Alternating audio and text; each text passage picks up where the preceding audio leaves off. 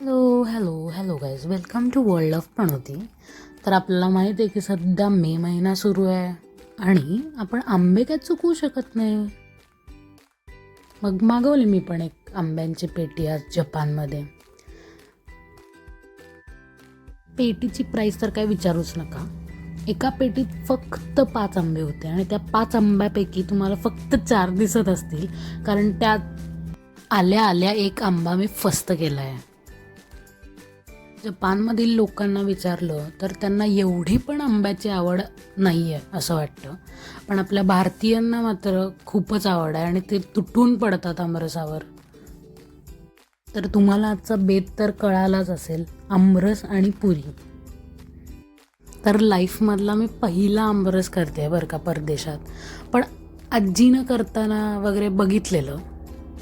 फक्त मी जरा मॉडर्न पद्धतीनं करते बरं काय.